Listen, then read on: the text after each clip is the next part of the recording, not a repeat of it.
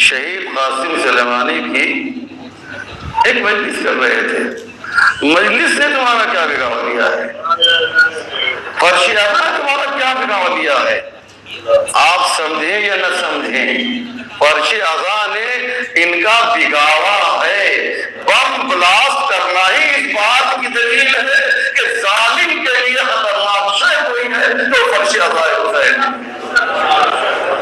یہ فتوے بدعت کے دیے جاتے ہیں کہ یہ ان کی مجلسوں میں نہ جاؤ، فرش اعضا پہ نہ جاؤ.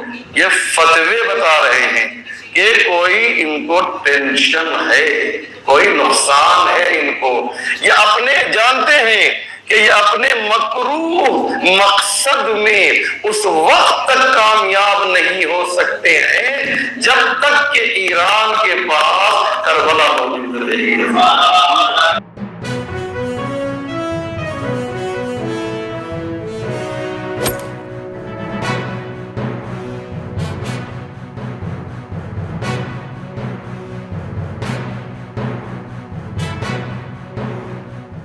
ناظرین السلام علیکم ورحمۃ اللہ وبرکاتہ. میں لباس صفا اور آپ دیکھ رہے ہیں SNN چینل پیغام حق.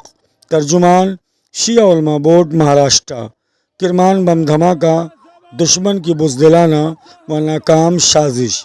مولانا اسلم رضوی صاحب قبلہ سربراہ شیعہ علماء بورڈ مہاراشٹرا.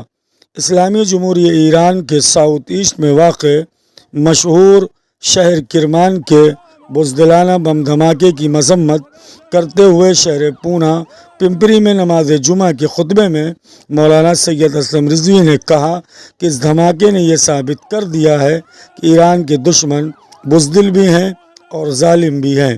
شہید قاسم سلیمانی کی مجلس میں بم دھماکہ کرنا یہ اس بات کی علامت ہے کہ دشمن فرش اعضا سے کس قدر خائف ہے، اور شہید کی قبر پر بم دھماکہ یہ بتاتا ہے کہ جس طرح ظالم قبر کے باہر والے قاسم سلیمانی سے ناراض تھا، اسی طرح اسلام کا دشمن قبر میں موجود قاسم سلیمانی سے خفا ہے.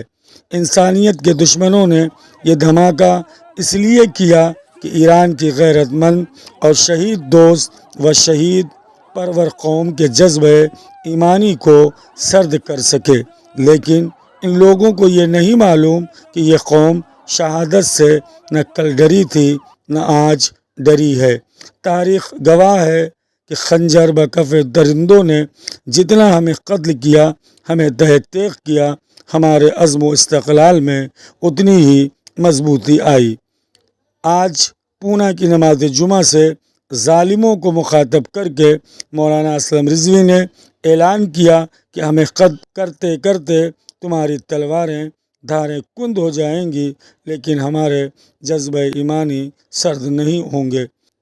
اس حادثے پر سب سے پہلے ہم امام عصر عجل اللہ تعالی فرجہ الشریف رہبر معظم انقلاب و امت شہید پرور ایران کی خدمت میں تسلیت و تعزیت پیش کرتے ہیں اور اللہ رب العزت سے دعا کرتے ہیں کہ شہداء کے رشتہ داروں کو اس غم کے سہنے کی طاقت و قوت مرمت فرمائے.